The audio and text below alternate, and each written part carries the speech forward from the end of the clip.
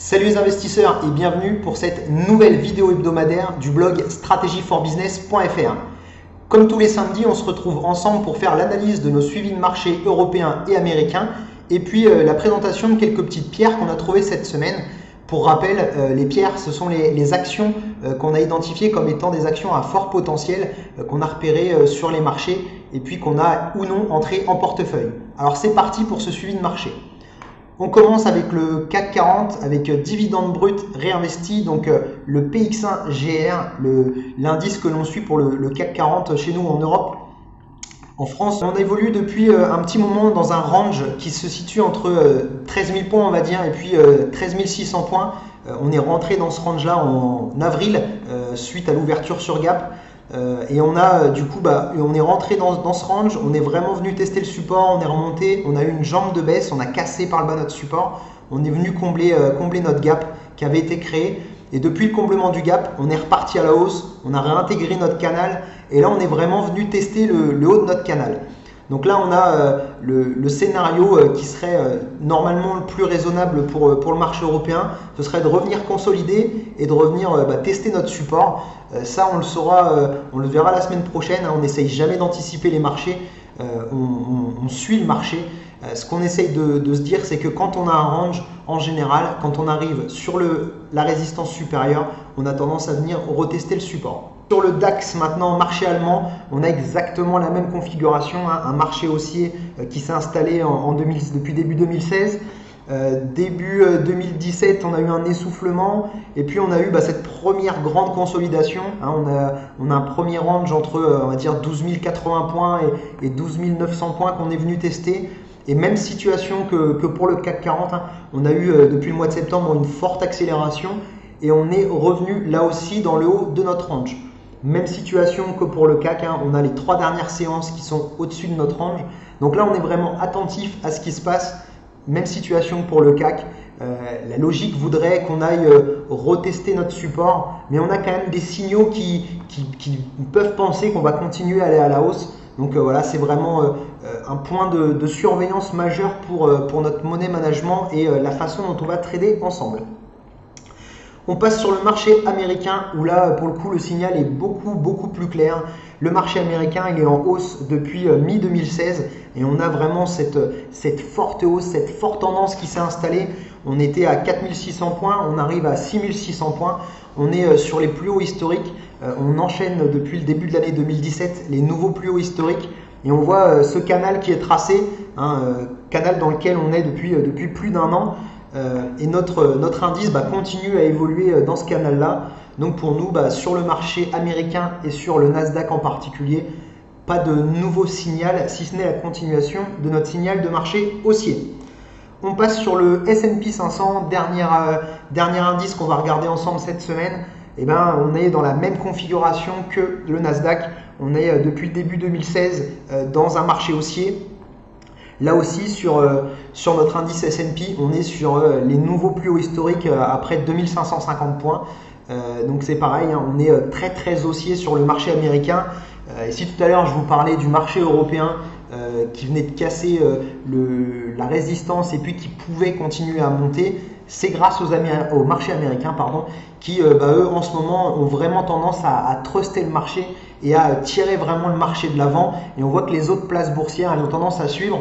Donc si on reste haussier comme on l'a été les dernières semaines, on a quand même des chances de continuer à rester dans un marché haussier.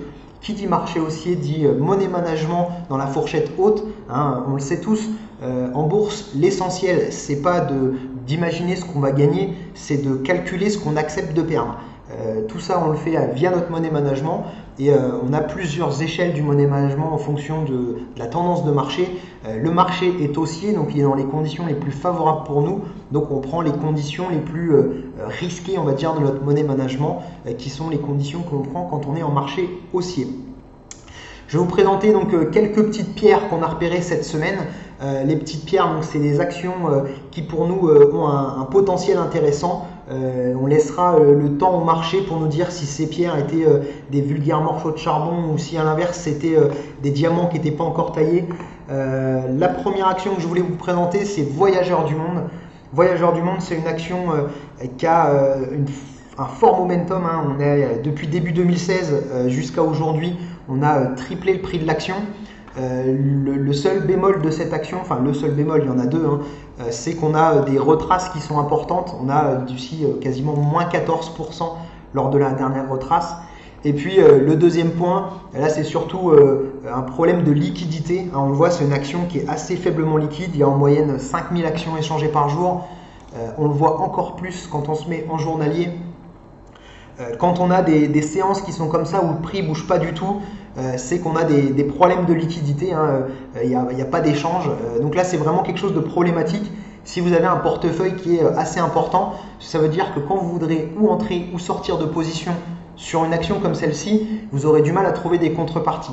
Donc si vous avez un portefeuille qui est fortement capitalisé, restez à l'écart de ces actions-là. Pour ceux qui pour le coup ont un portefeuille beaucoup plus petit, c'est le genre d'action où on peut tenter de rentrer, mais c'est quand même pas ce qu'il y a de plus sécurisé puisque c'est des actions qui peuvent être assez volatiles, hein, on l'a vu tout à l'heure avec des retraces qui peuvent être importantes. Au-delà de ça, il y avait quand même une option intéressante, on va dire, sur Voyageurs du Monde. On a eu le 2 octobre vraiment un très fort signal d'achat. Si on regarde, donc on avait une belle pattern qui vraiment se consolidait et dérivait latéralement sans trop fluctuer en termes de prix. Ça, c'est quelque chose qu'on aime plutôt bien.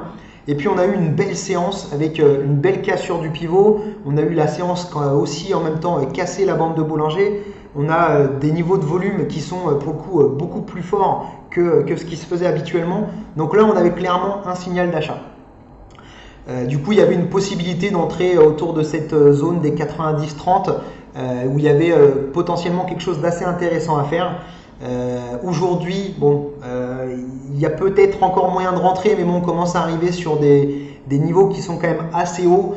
Si on veut rentrer sur ces niveaux-là, il faut, je pense, resserrer son stop. Mais pour ma part, je trouve qu'il est encore, il est plus encore temps justement, il est un peu tard. Une autre action, BEC, BSC Speaker. Donc là, c'est une action sur laquelle moi je suis entré.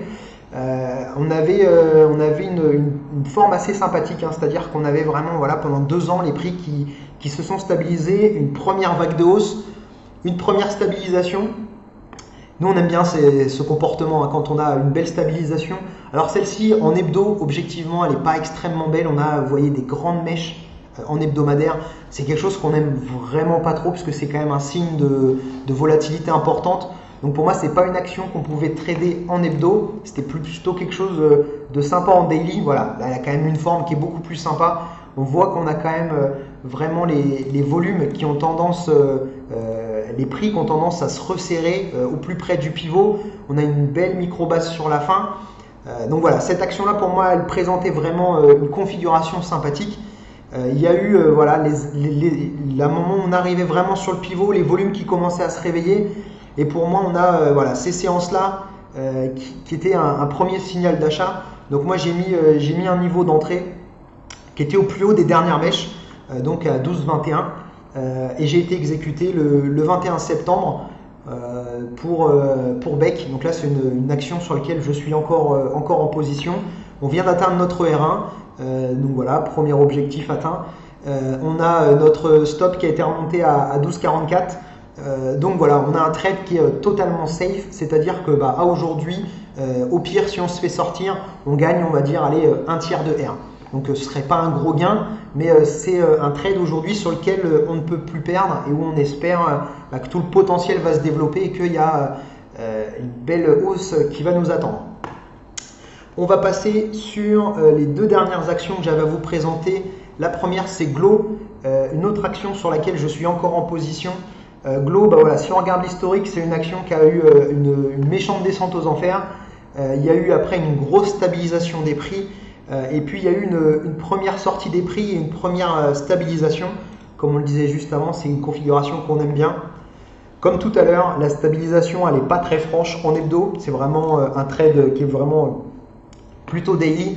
Donc là, on avait voilà, les cours qui commencent à se resserrer autour du pivot. Alors c'est pareil, hein, il y a vraiment le top du top, la crème en termes d'action. Celle-là, c'en est pas une, puisque avant d'aller dépasser notre pivot, on était assez loin du pivot. On aime bien quand plus on avance vers le breakout, plus on se reproche du pivot, puis vraiment on se dit voilà, c'est cette limite-là de prix qui est importante. Là, voilà, on a eu une dernière descente qui est un petit peu basse, donc c'était pas parfait en termes de pattern. Mais on a eu voilà, le 15 septembre un gros signal d'achat. Alors là, on avait vraiment dépassé les plus hauts, dépassé le pivot, et on a surtout au niveau des volumes vraiment un signal très fort. On est sur une moyenne de 8000 actions échangées par jour, et ce jour-là, on a été à quasiment plus de 90 000 actions. Donc on a plus de 11 fois le volume échangé sur la journée, ce qui est quand même quelque chose d'assez positif en termes de signal d'achat. Donc moi j'ai posé un ordre le 18 septembre, je me suis fait exécuter le week-end du 15, j'ai été exécuté le 18 septembre et depuis voilà, le trade il monte tranquillement, on a atteint le R2. Moi j'ai déjà sécurisé ma position jusqu'à 1,5 R on va dire. Je pourrais trailer et remonter un petit peu plus. J'attends de voir ce que fait l'action lundi, mardi et voir comment elle réagit par rapport à la trendline que j'ai tracée en bleu ici pour éventuellement remonter mon stop. On pourrait objectivement remonter notre niveau de stop autour des 28,50. Là, je pense qu'il y a un niveau intéressant, ce qui nous ferait 1,5 R de gain. Voilà, j'attends de voir lundi, mardi ce qui se passe. Et puis la dernière action qu'on va regarder ensemble cette semaine, c'est Walix. Alors Walix, c'est une action qui, pareil, qui est très jeune. Hein, c'est une action qui n'a pas d'histoire. Elle est entrée en bourse demi-2015. Alors c'est pas des configurations qu'on aime trader habituellement, parce que nous, ce qu'on aime bien, c'est essayer de comprendre le comportement de l'action pour essayer de le reproduire. C'est-à-dire qu'on part du principe que même si c'est pas 100% vrai, une action elle a plus de chances de poursuivre un mouvement qu'elle a déjà commencé que de changer complètement de tendance. Sur le principe, une action qui monte depuis 5 ans, 6 ans, 7 ans, on est plus optimiste sur le fait qu'elle va continuer à monter sur une année, 2 années à venir, plutôt qu'une action qui, depuis 7 ans, elle baisse. Espérer qu'elle reparte à la hausse, c'est bien, mais ça semble beaucoup plus risqué. Donc, Walix, on est sur une action qui avait un niveau de prix qui fluctuait depuis son introduction autour des 8-9 euros. On a eu une première sortie, une grosse ressac, et puis voilà, depuis on a quand même des belles accélérations, des belles évolutions. Hein, depuis début 2017, on a un prix qui est quasiment doublé, enfin plus de doublé, on est quasiment, on est à 2 euros, alors c'est encore loin 2 euros, hein, mais à 24 euros, on aura triplé le prix en un an. Ce qu'on n'aime pas sur cette action, comme on le disait tout à l'heure, c'est qu'il y a des grandes mèches, donc des grandes ressacs. Ça veut dire que c'est un peu les montagnes russes. Pour ceux qui n'ont pas encore beaucoup d'expérience en trading et qui ont encore un mental un peu fragile, on va dire, c'est pas le genre d'action sur lequel il faut rentrer, parce que c'est assez éprouvant psychologiquement, puisqu'il peut y avoir des grandes ressacs. Si on regarde Walix en journalier, donc on avait, voilà, si on prend un petit peu antérieurement, on avait quand même déjà une première pattern qui se dessinait ici, avec une première prise de position possible au mois de juin. Si on la trace, on aura eu voilà, un pivot à ces niveaux-là, autour des 15-17.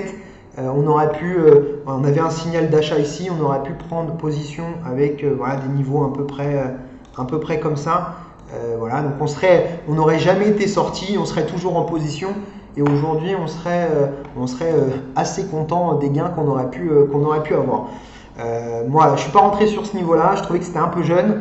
Il y a eu une deuxième pattern qui s'est construite que j'ai trouvé plus intéressante, qui a été plus longue dans le temps, donc elle indiquait une tendance un peu plus mature. On retrouve voilà, une forme classique, hein, une TA séance, une figure chartiste classique, avec voilà, moi, un pivot que j'ai dessiné autour des 18-23. On a vraiment voilà, un resserrement des prix juste avant l'explosion. Et puis on a voilà, les volumes qui ont commencé à se réveiller le 2 octobre. On a cassé le pivot. Pour moi, c'était un peu tôt. On avait quand même un signal qui était intéressant. Du coup, j'ai mis un niveau d'entrée vers les plus hauts des 2 dernières mèches. Et moi, j'ai été exécuté du coup cette journée du 3 octobre, où là, pour le coup, on a vraiment les volumes qui sont très forts. Le lendemain, mercredi dernier, donc là, une belle explosion. Hein, on a gagné 2 R en une journée. Alors ça, c'est vraiment quelque chose qui fait du bien au portefeuille. Et puis voilà, donc normalement, pour nous, l'atteinte du R2, c'est vraiment le signal voilà, d'un suivi de tendance qui est mature. Bon, pour le coup, si on prend cette action-là, on a eu 2 journées qu'on suivi. Donc le lendemain, on a eu une belle séance de baisse avec un beau gros dip, hein, une belle grande mèche en dessous. Du coup, on a utilisé ces deux niveaux-là pour commencer à tracer une trendline. Alors, c'est pas très académique, on va dire, de le tracer avec 2 points. C'est-à-dire qu'il faut vraiment se dire, quand on commence à tracer une trendline avec 2 points, c'est vraiment pour un début de tendance. C'est vraiment pas quelque chose de construit et un support qui se vérifie. Le lendemain, on a, alors là pour le coup, une journée assez extraordinaire. On a ouvert autour des 20 euros. On est venu monter très très haut. On a été chercher le R3,5. Alors pour ceux qui font de l'intraday, il y avait une belle sortie à faire au niveau du R3. C'était une action où voilà, moi je ne suis pas sorti encore. Là, il y avait moyen de sortir au R3. Ça faisait qu'on pouvait gagner 3 R sur notre portefeuille en 3 jours. Ce qui est quand même plutôt une très belle performance. Ce qui veut dire que si vous pariez un risque de 1%, vous pouviez augmenter votre portefeuille de 3% en 3 jours. Ce qui fait que voilà, si on compare aux petits investissements traditionnels de notre ami l'écureuil, vous pouviez faire 4 ans d'écureuil en 3 jours. Ce qui est plutôt assez sympathique. Bon, nous on est resté en position, on a l'action qui est venue clôturer pour le coup sur notre trendline. Bon, ça donne un peu plus de crédit à notre trendline. On verra comment ça se passe lundi et mardi, hein, comment on redémarre la semaine. Nous, le trade, de toute façon, il est safe. Hein. On a aujourd'hui un stop qui est au-dessus de notre prix d'achat. Alors, il est juste au-dessus de notre prix d'achat. Il a été calculé pour que on ne perde pas d'argent, même si on a notre deuxième ordre de vente. Mais globalement, ça veut dire que ce trade-là, s'il se passe mal, on va dire, on aura juste fait un trade flat. On n'aura pas gagné et pas perdu d'argent. Voilà, on a fait le tour des petites pierres qu'on voulait regarder ensemble, de nos marchés. Donc clairement, le marché, on reste sur un sentiment qui est positif, on reste sur un money management haut, hein, on reste sur la haute fourchette de notre money management. Et puis, dernier petit rappel, n'oubliez pas le blog Strategy for Business. C'est le blog qu'on développe avec Michael, le blog pour vous aider à, comme nous, devenir indépendant financièrement. Stratégie for Business, puisqu'on utilise 4 leviers différents pour tracer notre route vers l'indépendance. Sur le site aujourd'hui, vous pourrez retrouver essentiellement 2 leviers, la bourse et l'immobilier. C'est les 2 leviers qu'on a le plus développés aujourd'hui. On travaille en parallèle sur les 2 autres qui seront rajoutés sur le site prochainement. Mais pour l'instant, si vous voulez avoir le suivi de nos marchés, avoir plus d'informations en semaine sur voilà, le suivi des actions, nos prises de position, vous pouvez le retrouver sur le blog strategyforbusiness.fr en cliquant sur l'onglet bourse. Et si vous voulez avoir plus d'informations sur la partie immobilier, qui est aussi un très très bon levier pour devenir indépendant financièrement, vous retrouverez aussi toutes les informations sur notre blog. Voilà, si vous avez apprécié cette vidéo, n'hésitez pas à laisser un pouce bleu ou un commentaire. Je vous remercie, je vous souhaite une bonne fin de week-end et on se retrouve samedi prochain pour notre nouvelle vidéo hebdo de suivi des marchés. Ciao les investisseurs!